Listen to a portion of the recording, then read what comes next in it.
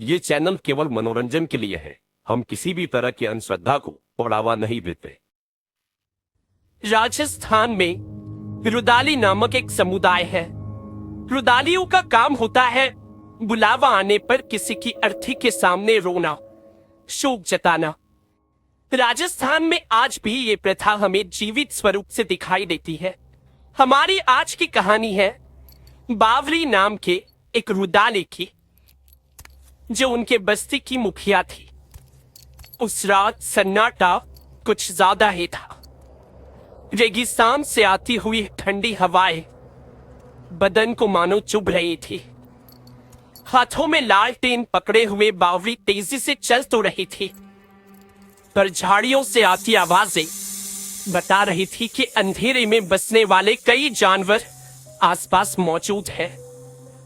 बावरी को उस रात हीरामन सेठ के घर बुलाया गया था। हीरामन सेठ के छोटे भाई मोतीलाल की अचानक मौत हो गई थी और बावरी उसी घर मातम मनाने जा रही थी। बाकी रुदालियां कुछ देर बाद हीरामन सेठ के घर पहुंचने वाली थी। दूर से बावरी को हीरामन सेठ का घर दिखाई दिया और उसकी चाल जरा सी धीमी हो गई। बावरी एक अनुभवी रुदाली थी। मौत का साया उसे दूर से ही महसूस हो जाता था। बावरी ने एक बार अपने हाथ पर बांधा हुआ ताबीज छुआ और आगे बढ़ी। चलिए ना, अंदर चलिए। हाँ। बावरी आ गई। चलो शुरू करो, हमारे पास ज्यादा समय नहीं है। मोतीलाल जी की अचानक कैसे मौत हो गई? ये जानना तुम्हारे लिए जरूरी नहीं है बावरी। तुम वही करो जिसके लिए तुम्हें यहाँ बुलाया गया है। नहीं हीरामन जी, हम शौक नहीं जताएंगे जब तक मुझे आप इनकी मौत का कारण नहीं बताते। बावरी क्या कह रही है? हीरामन जी से सवाल पूछेगी तू? चुपचाप अपना काम कर और चलती बन। हम रुदाली जरूर हैं, लेकिन मैं अपनी बस्ती की मुखिया भी हूं। मेरे हर रुदाली की सुरक्षा मेरा पहला लक्ष्य है। मोतीलाल जी की मौत आम हालात में नहीं हुई है शायद। यहां मुझे कोई अघोर साया महसूस हो रहा है। आप किसी और बस्ती से रुदालियां बुला लीजिए, लेकिन हम में से कोई आज शोक नहीं जताएगा। चलो साहब। इसका अंजाम अच्छा नहीं होगा बावरी, याद रख। रुक जा बावरी।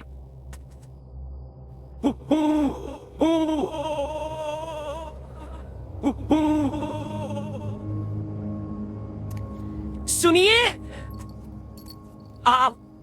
आपने शोक जताने से मना क्यों किया?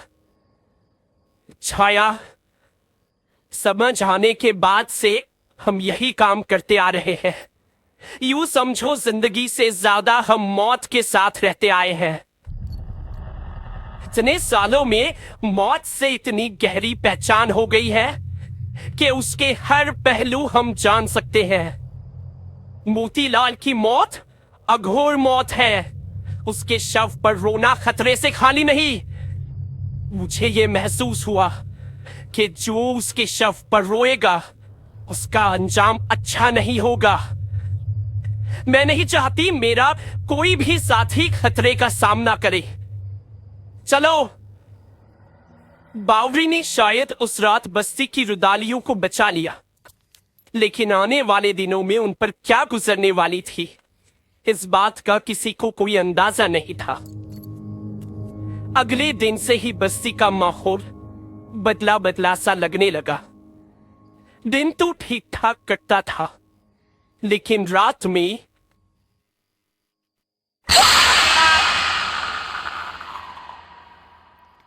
खाना खा ले और जल्दी सो जा। कल अपने बाबा के साथ बकरियां चराने जाना है। चल जल्दी।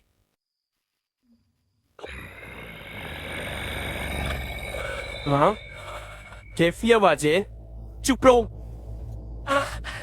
बावरी जी को ये बताना होगा। ये अच्छा संकेत नहीं है।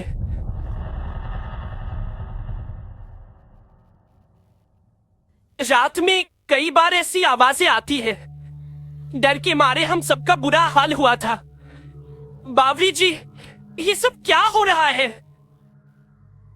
ये ना हो इसलिए मैंने हीरामन सेठ के पास रोने के लिए मना किया था, पर पता नहीं फिर भी वो साया हमारे बस्से तक कैसे पहुंच पाया। तो अब हमें क्या करना चाहिए? ये क्या है, क्यों हो रहा है, ये जानने तक कोई रात को बस्ती से बाहर नहीं जाएगा। ना कोई अपने घर के किसी सदस्य को बाहर जाने देगा। देखते हैं आगे क्या होता है।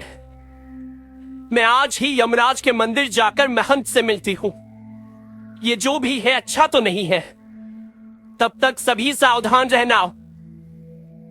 उसी रात बावली के मना करने के बाद भी बिमला पानी लाने के लिए अपने बस्ती से दूर गई।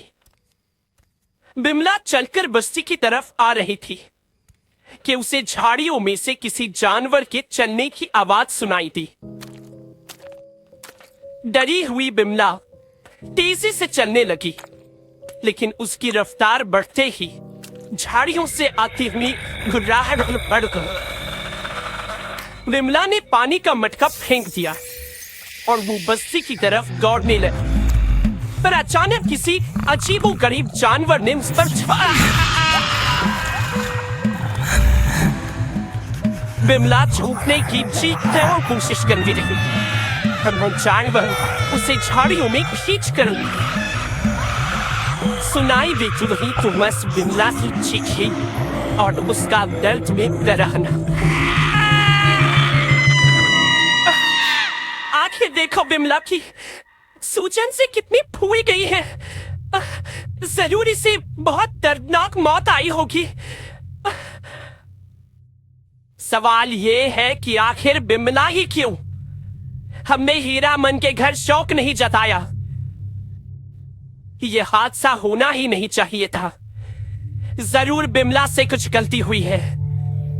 सच बता भीवा, तुम कुछ जानते हो?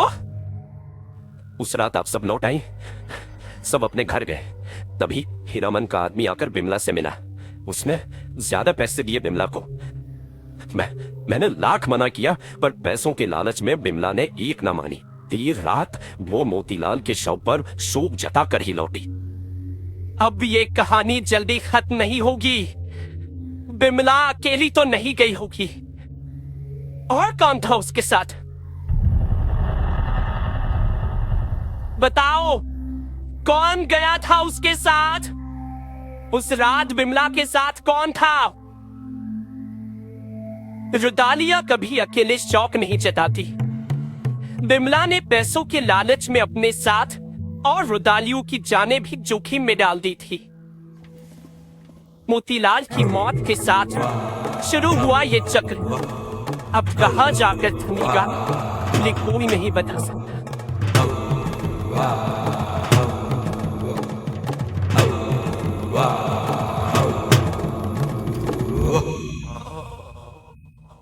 के पास ऐसी ही कोई स्टोरी है तो आप हमें लिखकर नीचे दिए गए मेल आईडी पर भेज सकते हैं, और हो सकता है कि हम वो कहानी एनिमेशन के द्वारा आपके सामने लेकर आएंगे।